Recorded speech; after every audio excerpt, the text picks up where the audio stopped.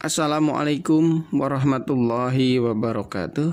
Selamat pagi, salam sejahtera bagi kita semua. Semoga di hari ini anak-anakku sekalian masih diberikan kesehatan sehingga kita bisa beraktivitas kembali dan dijauhkan dari wabah atau virus COVID-19.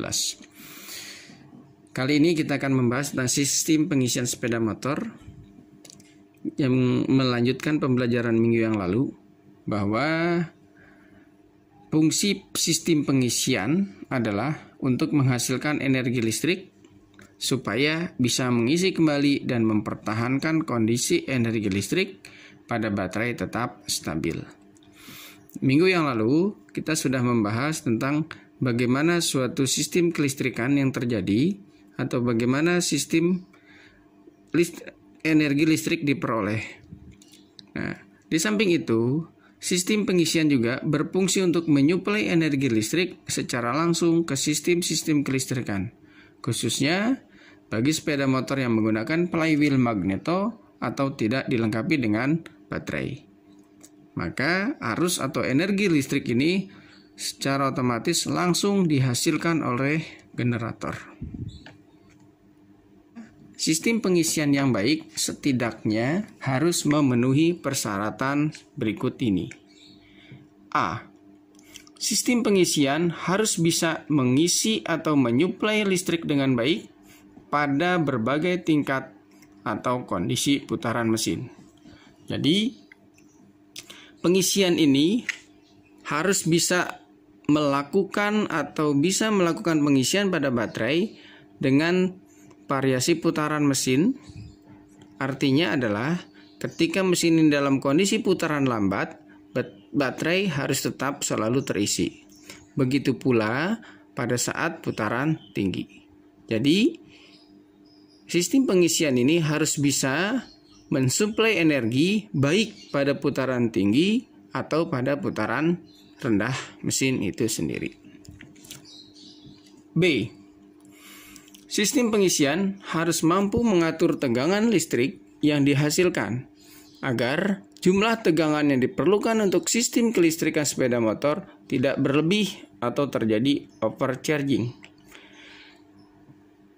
Dalam hal ini, kondisi putaran mesin yang bervariasi mengakibatkan makin tinggi putaran mesin, pengisian akan makin besar.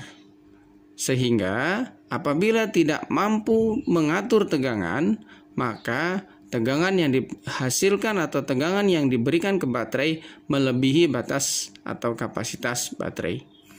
Inilah diperlukan suatu alat untuk mengatur agar pengisian atau suplai energi listrik ke baterai tetap stabil, yaitu berkisar antara 12 sampai dengan 15 volt maksimal.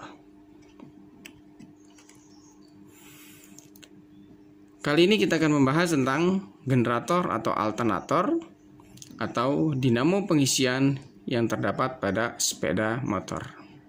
Ada beberapa tipe generator atau alternator yang dipakai pada sepeda motor. Generator yang dipakai pada sistem pengisian sepeda motor dibedakan menjadi dua, yaitu 1.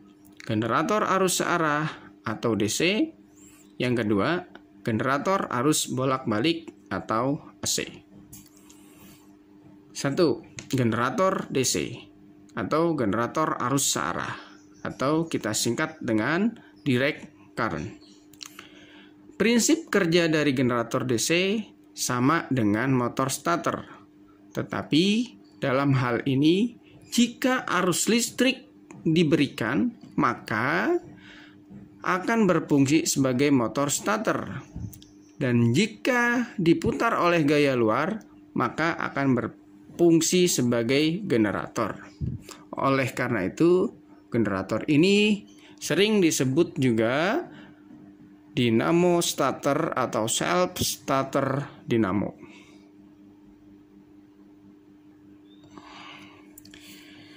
Ini adalah gambar atau bentuk dari generator arus DC.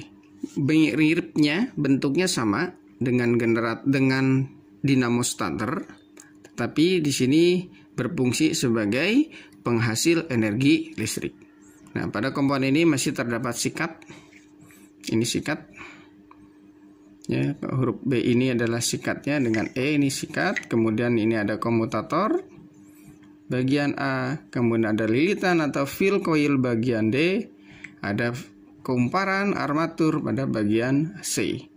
Nah, ini adalah gambar generator DC. Apabila armatur atau komutator ini berputar, maka akan menghasilkan energi listrik pada sikat. Apabila diberikan arus listrik pada bagian sikat atau brush ini, maka ini akan berfungsi sebagai motor starter. Nah, inilah yang disebut dengan generator DC atau motor starter atau self motor starter. Yang kedua, generator AC atau generator arus bolak-balik atau alternating current. Generator dengan flywheel magnet atau flywheel generator disebut sebagai alternator sederhana yang banyak digunakan pada skuter dan sepeda motor kecil lainnya. Flywheel magnet terdiri dari stator, flywheel rotor yang mempunyai magnet permanen.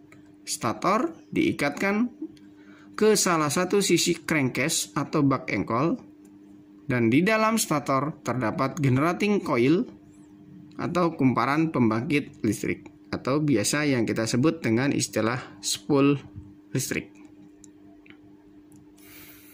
Ini adalah contoh dari generator AC. Ya, perbedaan antara generator AC dengan generator DC. Di sini terlihat bentuk dari brushnya atau slip ring komutator.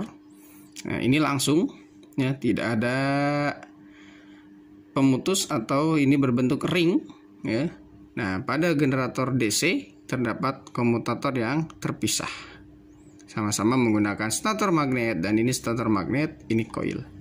Jadi pada generator AC dan generator DC terlihat perbedaan pada bagian stator atau slip ring komutator ini dengan bagian ini. Nah, ini adalah contoh dari generator AC pada sepeda motor. Nah, di sini terlihat komponen-komponen dari flywheel generator. Nah, nomor 2 adalah flywheel rotor, atau yang kita bisa sebut dengan magnet. Kemudian komponen-komponen stator pada nomor 3. Ini dia. Stator plate atau piringan stator nomor 4. Seperangkat kontak breaker atau platina. Nah, ini digabungkan dengan sistem pengapian platina. 6. Kondensor atau kapasitor. Nih. 7. Lighting coil atau spool lampu. Nah, ini yang menghasilkan sistem penerangan kelistrikan lampu. Kemudian 8. Ignition coil pengapian. Nah, ini adalah koil pengapian. Jadi dalam satu komponen generator AC terdapat 2 buah spool, yaitu satu spool untuk pengapian nomor 8 dan satu lagi spool untuk sistem pengisian atau lampu. Demikianlah pemaparan materi untuk sistem pengisian dengan menggunakan alternator AC ataupun DC. Seperti biasa, buatlah resume atau rangkuman dari pemaparan materi yang telah disampaikan. Kemudian jawablah pertanyaan yang diberikan. Tetap semangat, jaga jarak, hindari kerumunan, cuci tangan pakai sabun, dan memakai masker. Terima kasih atas perhatiannya. Wassalamualaikum warahmatullahi wabarakatuh.